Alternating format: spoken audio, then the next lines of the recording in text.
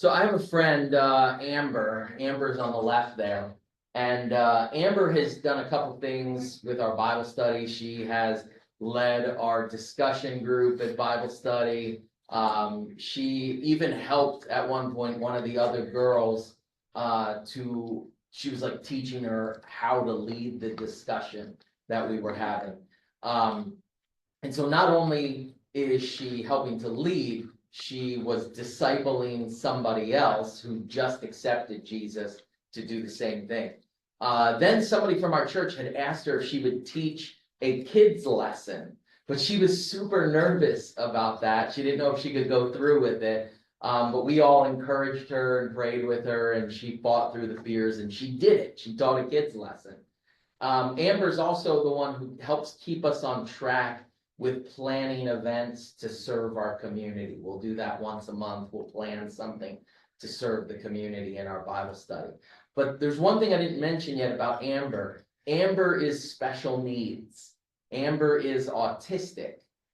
When Amber came to faith in Jesus, she started sharing the gospel so much at her special needs program that the leaders of the program told her she needed to stop. All right. So I want to make sure you understand this picture. This is a girl who came to faith in Jesus about 2 years ago.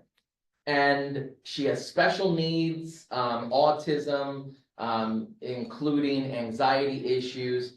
She's already started to lead Bible discussions in our Bible study, has taught a lesson to the kids at church, and she is sharing the gospel so much that people have told her to stop it, right? That's awesome. And I share Amber's story because if Amber can do that, anybody can do it, right? When Amber came to faith in Jesus, she instinctively did what Paul talks about in Romans chapter 1, right? We didn't like specifically go to Amber and say, hey, Amber, this is what you need to start doing now. We just started studying the Bible with Amber, and Amber saw these things and said, all right, I guess I'm supposed to do this now, so I'll do it. So in verse 14, and go back a little bit here, Paul says, because God has been kind to me, I must tell his message to all people. I must tell his good news to people who have learned many things and those who have never been schooled. I must tell it to people who are wise as well as those who are not very clever.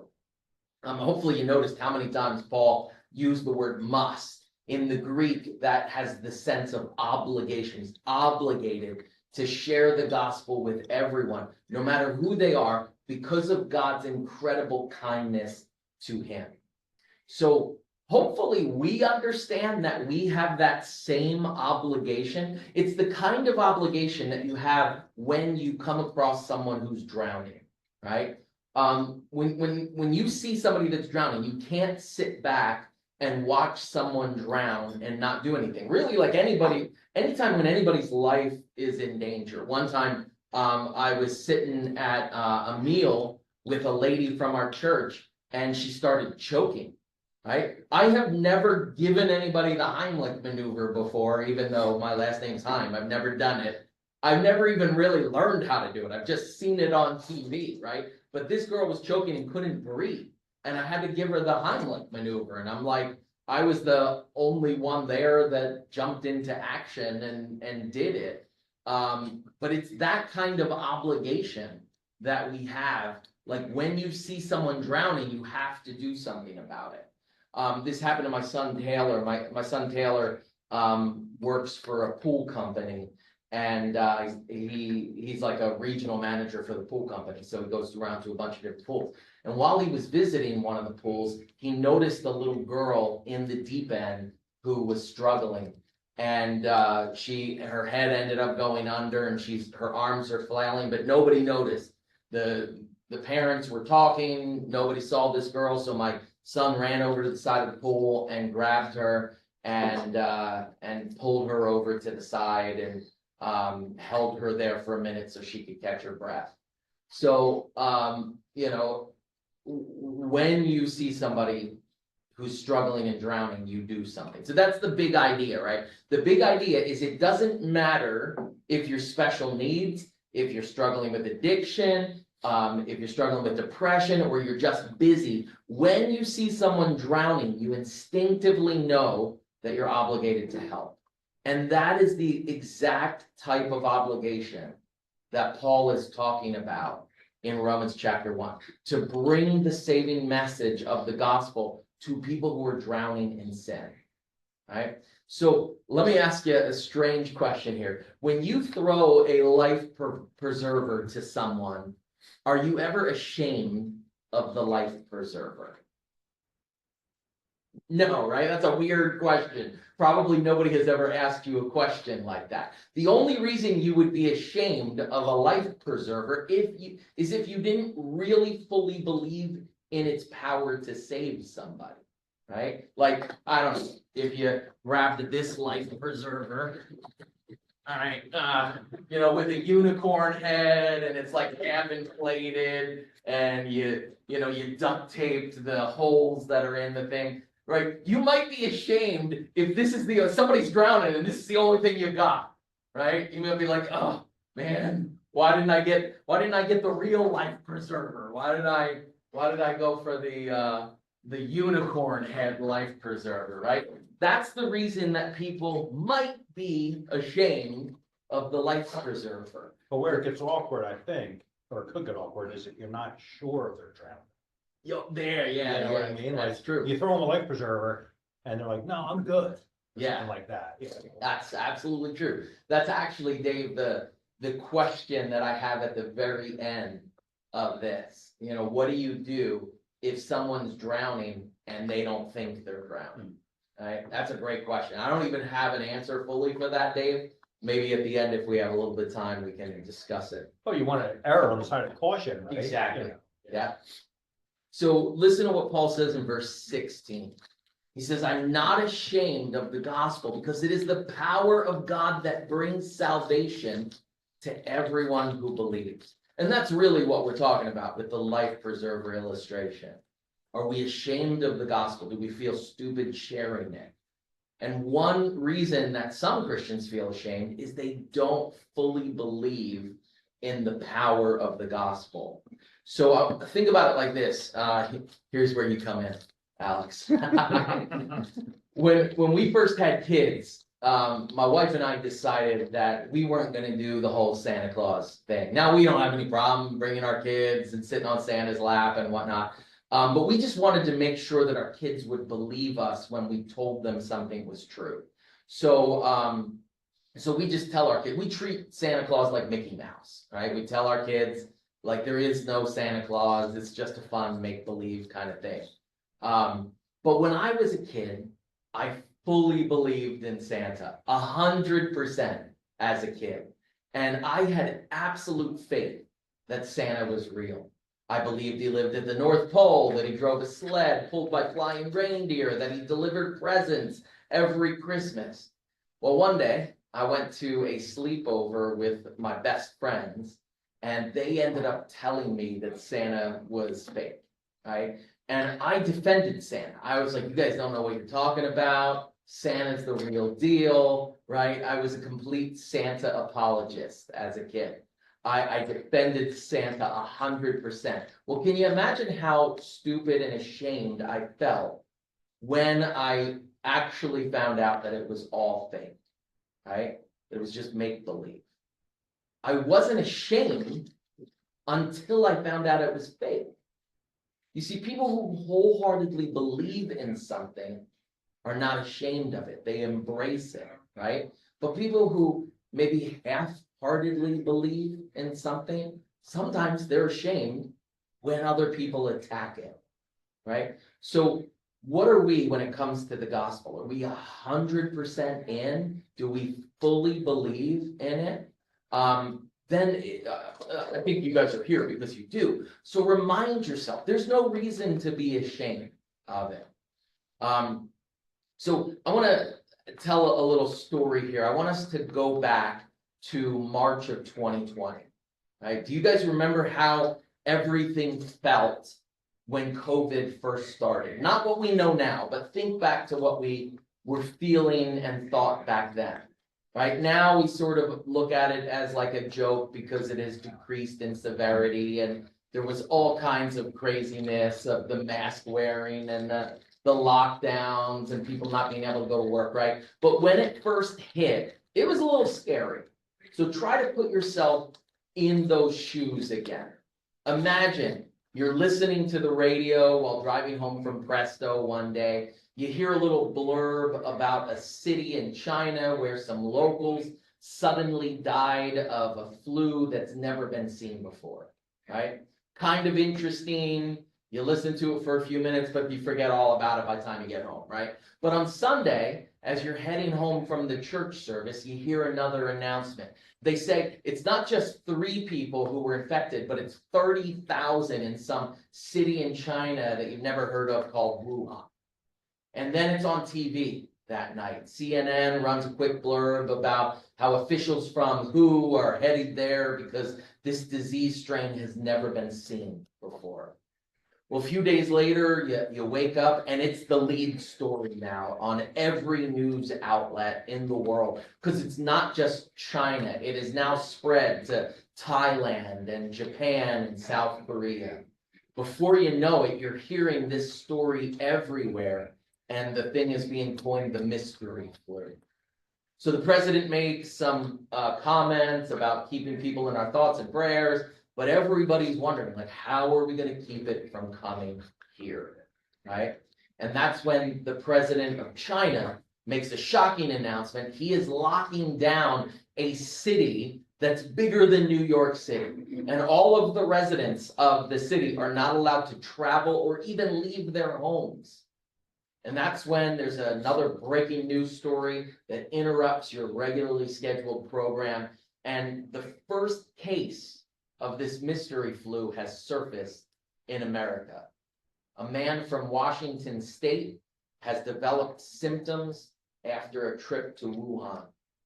So the president suspends travel from China immediately, but it's too late. This thing has already started to spread across the country. California, Oregon, Arizona, Florida, Massachusetts. It's like it's sweeping in from the borders.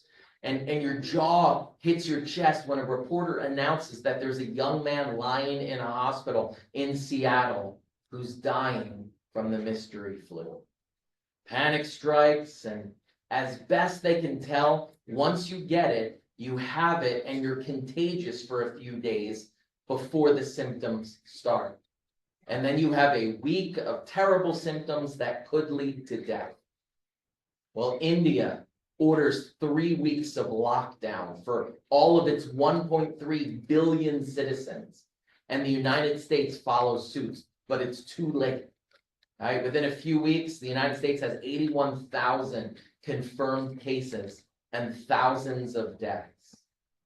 40 cruise ships get stranded at sea because no country will allow them to disembark.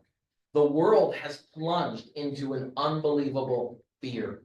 People are selling masks and hand sanitizer everywhere you go. Disinfectant wipes have vanished from the shelves. Grocery stores have aisles of bare shelves, and even the simplest of necessities, like toilet paper, are nowhere to be found. Grocery store lines stretch around the buildings. Doctors are working around the clock to find a cure, but nothing is working. Do you guys remember what those early days of COVID felt like? Right? All of those things that I mentioned, that stuff all happened. That was real stuff that happened in the news. But I want to transition now from history to fantasy. All right, we're going to go into fiction here. I want you to imagine that the whole pandemic was much, much, much worse. All right, imagine that people were dying all over the place. And if you got this disease, it was a certain death sentence, right? Everybody is panicking. And then all of a sudden, the news comes out. The code has been broken. A cure is possible. A real vaccine can be made. It's going to take the blood of somebody who is immune to the disease. So through the emergency broadcasting system, everybody is asked to do one simple thing. Go down to your local hospital on the date and time that you've been scheduled and have your blood tested. Well, sure enough, when you and your family get down there late one Friday night, there is a long line with 6 feet of social distancing in between families. Doctors and nurses are running around taking blood and testing it. Finally, it's your family's turn. They tell you, hey, just wait over here in the parking lot, and when we call your name, you can be dismissed and go home. So you stand around scared, wondering if this is the end of the world. Suddenly, a young man comes running out of the hospital, screaming. He's yelling a name and waving a clipboard. Your son tugs on your jacket and says, Daddy, I think he's calling my name. Before you know it, they've grabbed your son. Hey, wait a minute. It's okay, sir. His blood is clean. He's pure. He's immune to the disease. He's the only one that we have found so far in the country, maybe even the world. As word begins to spread around the parking lot, you can hear people celebrating. You haven't heard the sound of hope for weeks. But just then, a gray-haired doctor pulls you aside and says, we didn't realize that the donor would be a minor. We need you to sign this consent form. You look at the consent form and you notice that the number of pints of blood is not listed. Well, how much blood do you need? That's when the old doctor's smile fades on his face. And he says, we had no idea that it would be a small child. We weren't prepared for that. We need it all. Can you do something? Can you give him a transfusion or something? Well, if we had clean blood, we would. But your son is the only one who has clean blood. Will you please sign? The fate of the entire world rests in your hands. In numb silence, you sign away your son's life. The doctor says, would you like to have a moment with him before we begin? Could you walk back to the room where your son is sitting and asks you, Daddy, what's going on? Could you take his hand and say, son, I love you. I'd never let anything happen to you that wasn't absolutely necessary. I'm so sorry, the old doctor says. We've got to get started. People all over the world are dying. Well, could you do the unthinkable? Could you walk away while your son is saying, Daddy, Daddy, why have you forsaken me? You break down sobbing as your beloved son obediently walks away to give his life to save the world. Well, the vaccine works. The pandemic comes to an end. But a month later, they end up coming together to have a big ceremony to honor your son. And at the ceremony, you watch in horror as some people fall asleep through the ceremony. Some people scroll through their phones instead of paying attention. Some people don't even come because they just don't feel like it, right? The show on TV is more interesting. Others come with fake smiles pretending to care. Would you jump up and down and say, my son died for you? Don't you care? Guys, if we really believe that this story took place between a heavenly Father who loves his son more than we can possibly imagine, how could we ever be ashamed of what he has done? How could we ever yawn our way through another service that honors his sacrifice again? Paul says, for I'm not ashamed of the gospel, because it is the power of God that brings salvation to everyone who believes. Guys, my action step is pretty simple. If you know someone who's drowning spiritually right now, throw them a life preserver, right? Because we are obligated to save people when we realize that they're perishing. Like we talked about, we can't do anything about whether they decide to take the life preserver. All we can do, all we have the power over is throwing it, right? And that's all we're obligated to do, is to throw the life preserver. So that's my challenge for you this week.